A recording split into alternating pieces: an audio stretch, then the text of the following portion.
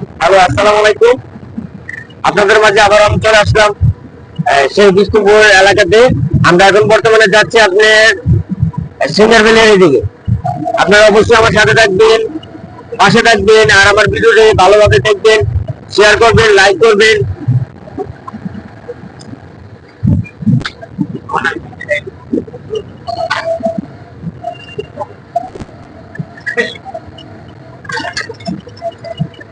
আসলে একটি কথা, যাচ্ছি আসলে কি জানেন, গরিব মানুষের দিকে, ঠিক আছে? যে গরিব মানুষ আছে কিনা দেখতে এক জায়গায় শুনছি সবসময় গরিব মানুষ আসে ওই জায়গায়, তো ওইদিকে যাচ্ছে একজন গরিব মানুষের সাথে দেখা করার জন্য।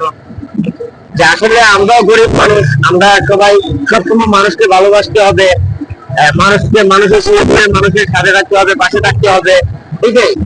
কারণ আমরা এমন একটি মানুষ জাতি যাতে আমরা আসলে মানুষকে ভালোবাসতে পারি না, মানুষকে ঘৃণা করি। আসলে কিন্তু এটা আমাদের ঠিক না। কারণ আমরা সবাই মানুষ, আল্লাহ আমাদেরকে সৃষ্টি করেছেন পৃথিবীটা ঘুরে দেখার জন্য। বিভিন্ন জাতের মানুষ পৃথিবীতে আছে দেখার জন্য, তারা কোন ভাবে পৃথিবীতে বাঁচতেছে, অথবা কিভাবে বাংলাদেশের মাটিতে কিভাবে মানুষ বসবাস করতেছে, সেগুলি দেখার জন্য আমরা যাচ্ছি। অবশ্যই আপনারা আমার পাশে থাকবেন, আর আমার ভিডিওতে বেশি বেশি করে লাইক দিবেন, শেয়ার করবেন।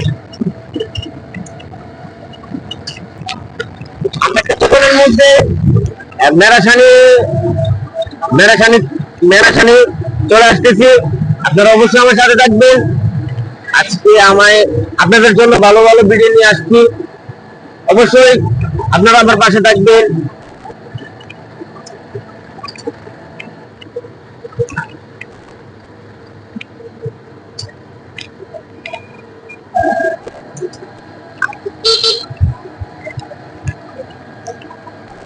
আসলে কি কথা, আমি এটা একটা কবিতা বলতেছি, আপনারা অবশ্যই আমার কবিতাটা সুন্দর করে শুনবেন, ভালোভাবে শুনবেন, দেখার পরে বুঝতে পারবেন যে আমি কবিতাটা কি বললাম। এটাই আপনাদের কাছে আমার অনুরোধ। আর আমার যদি কবিতাটা ভালো লাগে থাকে, অবশ্যই আপনারা আমার কবিতাটাতে ভিডিও লাইক এবং কমেন্ট এবং শেয়ার করে যাবেন ইনশাল্লাহ। আমি বলতেছি আপনারা অবশ্যই আমার সাথে থাকবেন। বাংলাদেশ চাই উড়ার আনন্দ, বাংলাদেশকে যত যত্নে রাখা, হোক যতই পুষ মানানো হোক, বাংলাদেশের এতে মন পাওয়া যায় না।